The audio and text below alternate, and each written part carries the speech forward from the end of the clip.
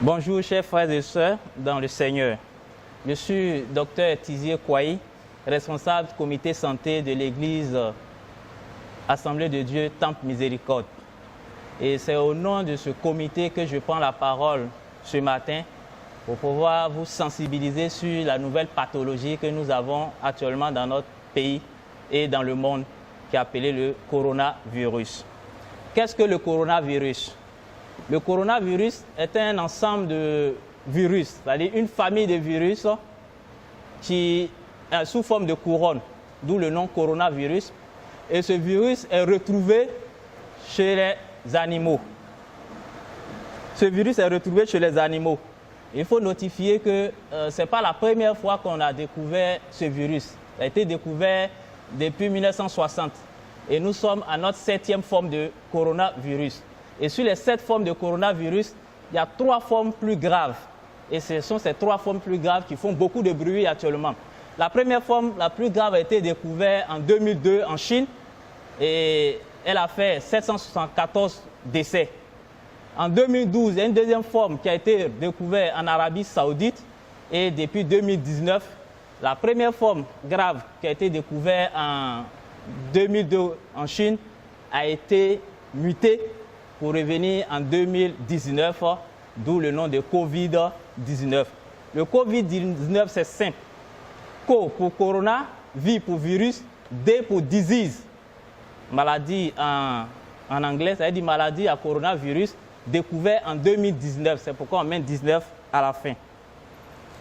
Comment le virus se transmet? Le virus se transmet par 2 mécanismes. Animal à l'homme et ensuite homme à homme. Et la transmission homme à homme se fait par voie respiratoire au cours de la respiration, au cours d'une toux et d'un éternuement. Quels sont les signes de cette maladie? Les signes les plus connus sont la fièvre, une fièvre au-delà de 38 degrés, la fatigue, une toux sèche, les courbatures, une congestion nasale, c'est-à-dire nez bouché, écoulement nasal et puis difficultés respiratoires. Donc devant ces signes, on vous prie de pouvoir prendre attache avec un médecin pour approfondir le diagnostic. Et il faut noter que les signes se manifestent de manière différente d'un individu à un autre. C'est pourquoi on a 3 formes. Dans ces signes, il y a 3 formes de signes. Il y a les sujets asymptomatiques. C'est les personnes qui portent le virus et ils ne font pas la maladie. Ensuite, il y a les sujets symptomatiques. Ceux-là, ils ont le virus et ils font la maladie. Et maintenant, il y a la forme la plus grave qui part de la forme simple à des complications. Et ces complications sont chez les personnes qui sont immunodéprimées. C'est-à-dire des personnes qui ont certaines maladies. Et c'est ça qu'on appelle facteurs de risque.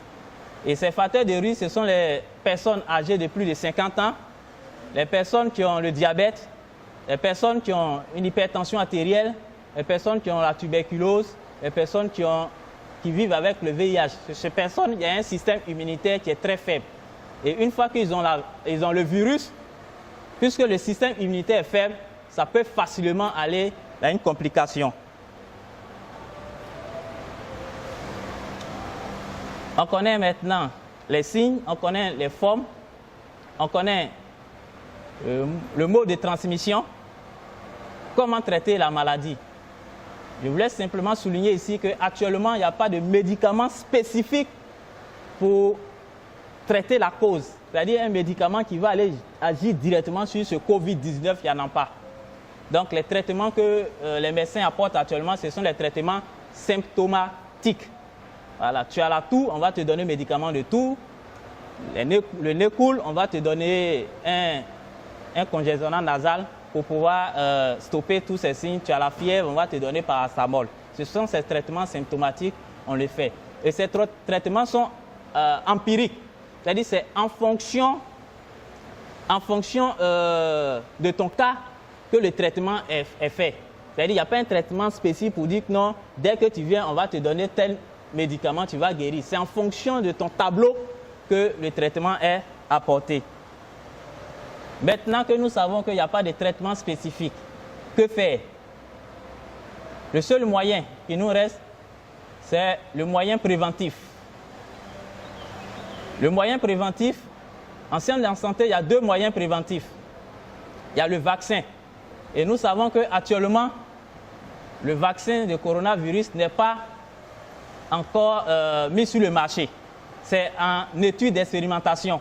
Donc, il n'y a pas actuellement sur le marché le vaccin de coronavirus. Il n'y en a pas. Donc, tout ce qui nous reste comme traitement, comme prévention, c'est les mesures barrières que l'État de Côte d'Ivoire nous demande de suivre. Et ces mesures barrières avec les mesures d'hygiène combinées permettent d'éviter au maximum cette maladie. Nous pouvons citer comme la première mesure, éviter les contacts étroits. C'est d'éviter les contacts étroits. C'est pourquoi on demande de mettre une distanciation sociale d'au moins 1 mètre. On dit au moins 1 mètre. C'est-à-dire si tu n'as rien fait, c'est 1 mètre. Sinon, tu peux aller à 1 mètre, 1 mètre 5, 2 mètres. Ensuite, il y a le port obligatoire de masque avant tout contact avec une personne. Le port obligatoire de masque avant tout contact avec une personne. Au début, ce n'était pas obligatoire. Mais à l'heure actuelle, nous sommes dans une phase où la maladie se trouve maintenant dans la population. Anciennement, c'était les voyageurs et les contacts des voyageurs. Mais on s'est rendu compte que quelqu'un qui n'a jamais voyagé, il n'est jamais sorti d'Abidjan, mais il a la maladie, ou il a pris, c'est que c'est dans la population. C'est pourquoi l'État met l'accent sur le port obligatoire de masque avant tout contact avec une personne. Et il faut suivre les règles d'hygiène, de bonne hygiène respiratoire. Tousser ou éternuer dans un mouchoir en papier ou dans le pli du coude. Voilà, comme ça. Et jeter immédiatement le mouchoir dans une poubelle fermée. Et tu pars laver ta main avec du savon, de l'eau, ou si tu n'en as pas, tu peux utiliser gel hydroalcoolique ou bien solution hydroalcoolique. On dit bien savon et de l'eau. Donc, tout type de savon que vous avez à la maison peut vous aider à vous laver les mains. Et enfin, il faut éviter de toucher le nez, les yeux et la bouche. Il faut faire un effort de ne pas toujours toucher son visage. Bien aimé, voici quelques éléments que je pourrais dire sur cette maladie. Et je vais terminer pour dire que c'est une maladie très dangereuse. Une maladie très dangereuse, c'est un virus dangereux pour 3 raisons. La première raison, c'est que le virus est très contagieux. Deuxième raison, c'est que le virus, la personne qui porte le virus peut te contaminer avant même de commencer à faire lui sa maladie. C'est ça qui fait que c'est un peu plus répandu. C'est-à-dire moi aujourd'hui, je peux porter le virus, je viens me mettre devant vous et c'est 5 jours, 6 jours après, je peux commencer à manifester ces fièvres. Et la fièvre, la toux et autres. Alors que depuis 6 jours, j'étais en contact avec ces personnes. Donc c'est ça qui fait que ce virus est très dangereux actuellement. Et pour les personnes qui ont un système immunitaire faible, il peut facilement les tuer. Voici les 3 raisons qui démontrent la dangerosité de ce virus. Donc nous vous conseillons de pouvoir respecter ces mesures barrières que l'État a demandées. Nous sommes des chrétiens et les chrétiens, c'est la justice. La justice, c'est se conformer à la volonté de Dieu. Et si nous nous conformons à la volonté de Dieu, en tant que chrétiens, on est aussi obligé de se conformer à la volonté ou bien se conformer aux règles que nos autorités ont établies. Donc nous vous conseillons de vous approprier ces différentes mesures et de les pratiquer au quotidien. Que le sang de l'agneau veille sur nous, nous couvre et que nous donne la santé dans le nom de Jésus. Amen. Alléluia. Amen. Merci docteur pour ton intervention. C'est juste pour savoir, quand vous parlez de mutation, le virus a muté. Est-ce que ça veut dire, parce que moi dans mon entendement, c'est comme si on a manipulé le virus qui est devenu plus virulent. Est-ce que je me trompe? Merci. Ok. Merci. Merci. La mutation, c'est au niveau du matériel génétique même du virus. Et chez l'homme, notre matériel génétique, c'est l'ADN. Et chaque fois que l'ADN doit produire des protéines en notre sein, il y a des mutations. Au lieu d'apporter l'acide aminé en position 10, il peut l'amener en position 8. Et quand l'organisme voit ça, lui-même, il corrige. Et les personnes chez qui il n'y a pas eu ces corrections, c'est eux, souvent, on parle de maladies congénitales. C'est dans leur gène. C'est comme ça les virus. Dans leur processus d'évolution, il peut y avoir une erreur en leur sein dans leur multiplication. Et c'est ça qu'on appelle la mutation. C'est-à-dire en leur sein même, il peut y avoir des erreurs de multiplication. Et comme eux n'ont pas un mécanisme de correction de ces erreurs, ça continue et ça crée une pathologie. C'est de la même manière chez l'homme aussi, il y a des bactéries qui sont en notre sein qui nous protègent. Et une fois que le terrain sur lequel la bactérie n'est plus favorable, la bactérie commence à trouver un autre mécanisme de survie. Et c'est dans ce mécanisme de survie qu'il devient pathogène pour l'homme. Et à partir de là, la bactérie qui te protégeait devient maladie pour toi. C'est ça qu'on appelle la mutation en fait. C'est pas si ce n'est pas encore clair, on peut toujours multiplier.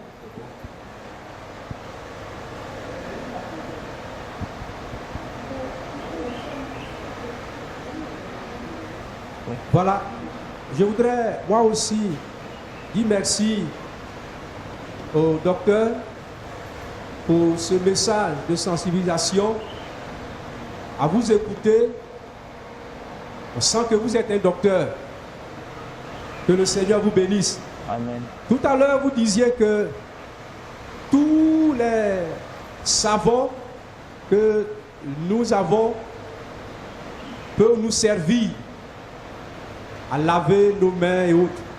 Mais je veux savoir, est-ce que si moi je n'ai que le savon Kabakrou, le savon qu'on appelle Kabakrou, voilà, est-ce que si je n'ai que le Kabakrou, avec le Kabakrou, je peux laver mes mains et puis être propre? C'est ma question. Merci. Oui. Avec le Kabakrou, vous pouvez laver votre main et être propre. C'est un virus à ARN. Le matériel génétique du virus, c'est ARN. Et c'est un virus enveloppé.